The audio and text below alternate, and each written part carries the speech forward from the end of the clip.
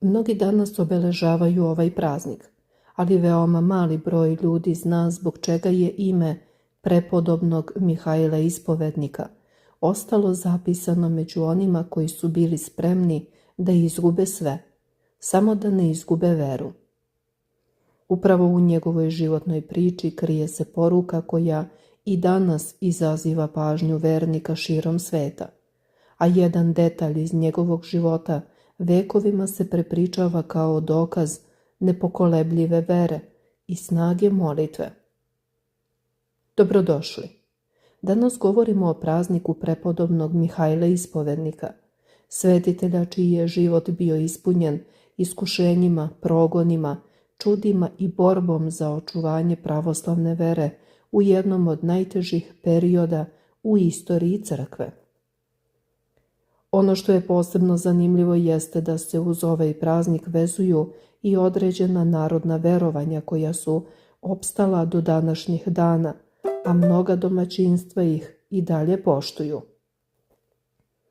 Pre nego što nastavimo, napišite u komentarima da li ste čuli za prepodobnog Mihajla Ispovednika i da li se u vašem domu poštuju običaji vezani za ovaj dan. Vaša iskustva i porodična predanja često otkrivaju zanimljive detalje koji se razlikuju od kraja do kraja.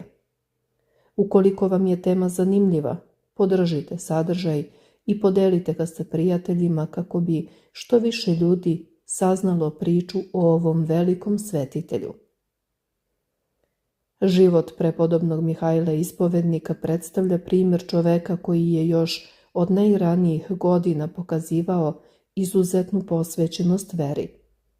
Predanje govori da je od detinjstva težio duhovnom životu, udaljavajući se od prolaznih zemaljskih stvari i okrećući se molitvi, postu i služenju Bogu.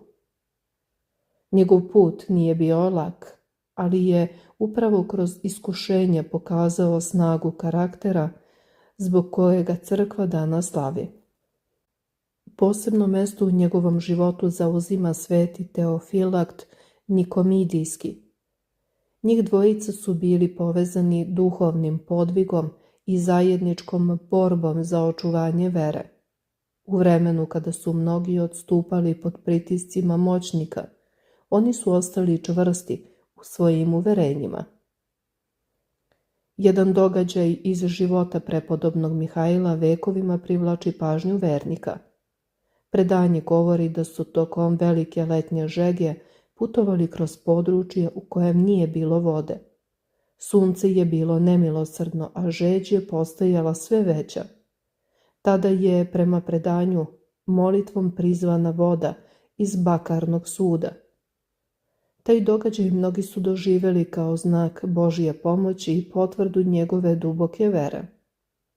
Upravo taj detalj ostao je zapamćen kao jedno od čuda koje se povezuju sa njegovim imenom. Vernici kroz vekove u tome nisu vidjeli samo čudesni događaj, već poruku da se ni u najtežim trenucima ne gubi nada i da vera često postaje oslonac kada ljudska snaga više nije dovoljna.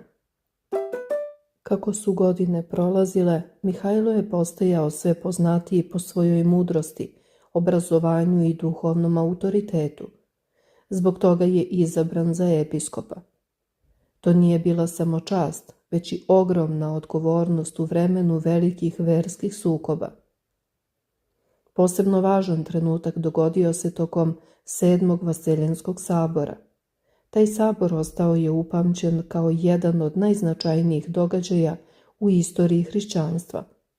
Tada se raspravljalo o pitanju poštovanja svetih ikona, temi koja je izazivala duboke podele i sukobe. Mihajlo je ostao među braniocima poštovanja svetih ikona. Verovao je da ikone imaju posebno mesto u životu vernika i da predstavljaju vidljivo svedočanstvo vere. Njegov stav nije bio politički, niti motivisan ličnim interesima.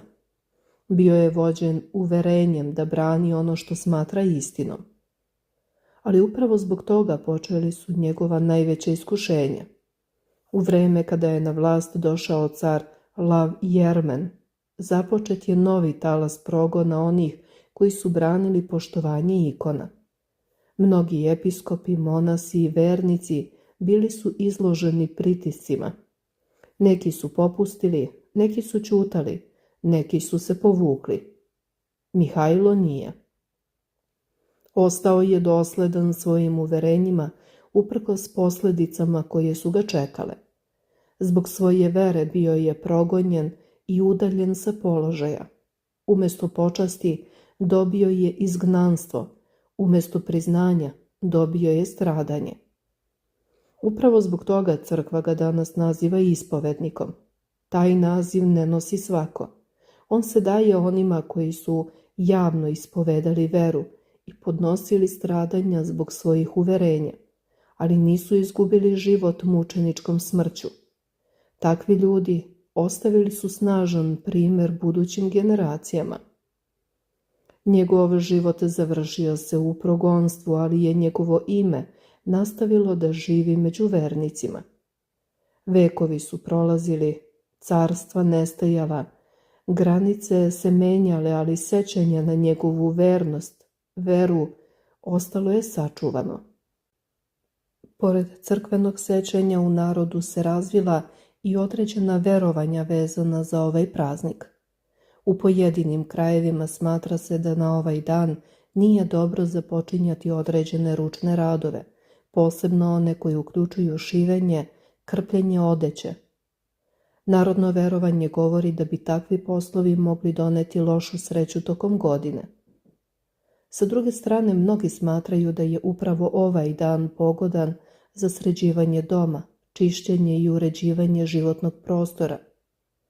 Simbolika je jednostavna.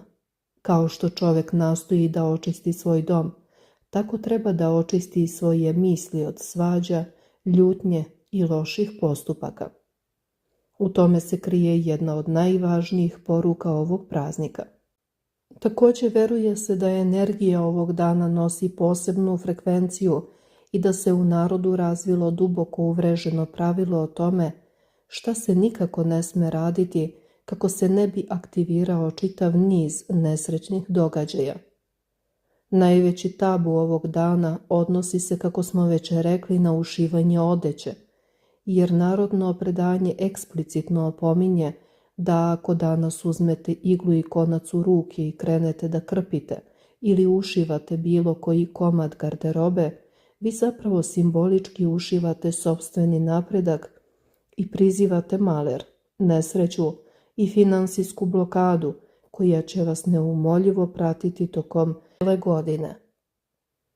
Spekulacije oko ovog običaja idu toliko daleko da neki smatraju da čin ušivanja predstavlja zatvaranje energetskih kanala i vezivanje loše sreće za osobu, pa se strogo preporučuje da se svi poslovi sa iglom odlože za neki drugi dan.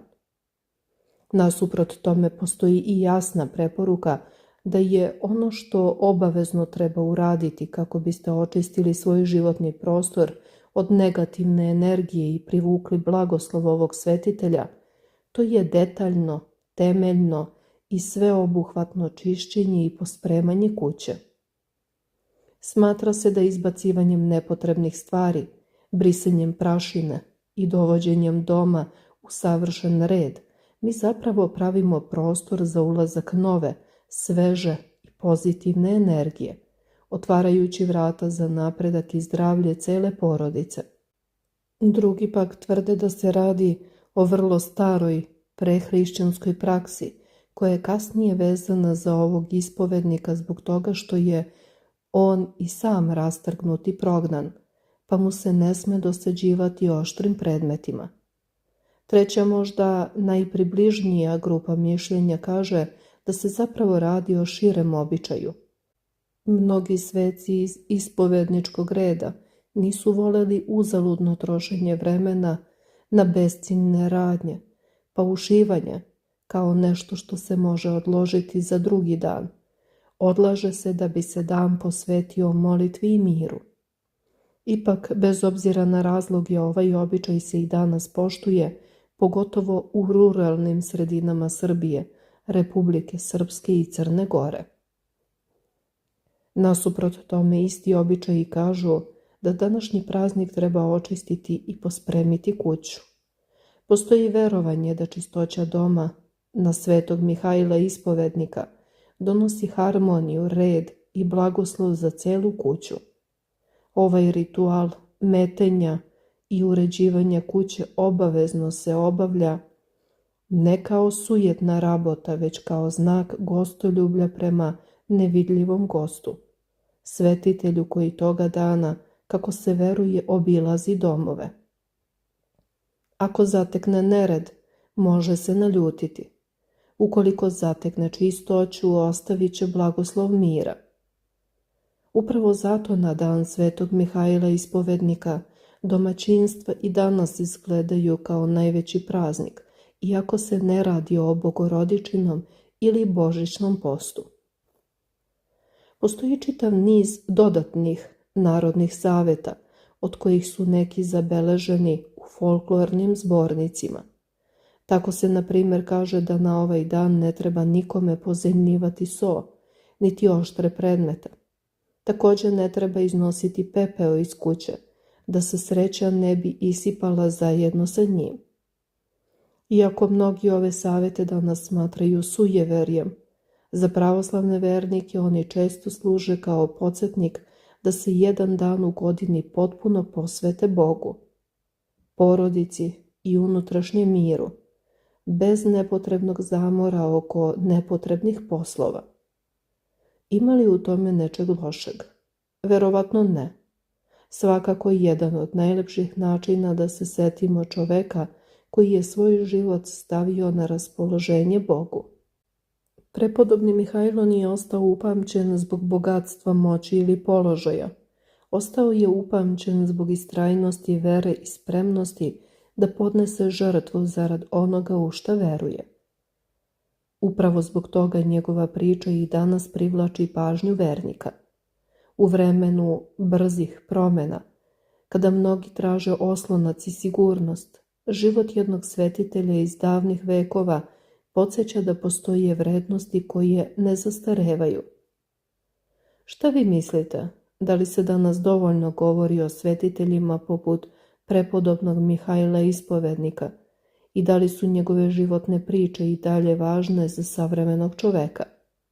Napišite vaše mišljenje u komentarima.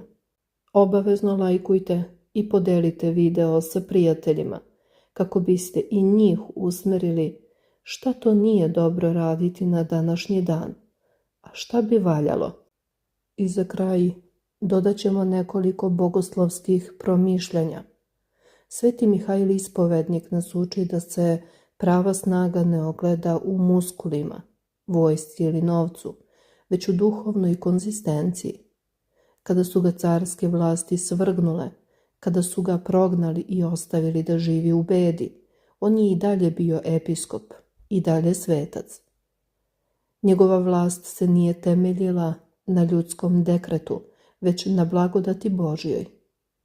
Zanimljivo je da je učestvovao na 7. Vaseljenskom saboru koji je branio ikone i da je svojom odbranom teologije ikone stvorio temelj za ono što i danas zovemo pravoslavna estetika, odnosno veru da se nevidljivi Bog može vidjeti kroz sliku. To je toliko važno da su mnogi kasniji ikonopisci poput Andreja Rubljova poštovali Svetog Mihajla kao jednog od svojih nebeskih zaštitnika.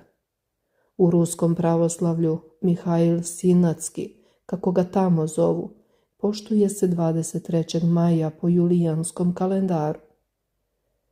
Ikona ovog svetitelja često prikazuje starca sa bradom srednje dužine, odevenog u episkopsko odelo, sa krstom ili svitkom u ruci na kome piše ispovedanje vere.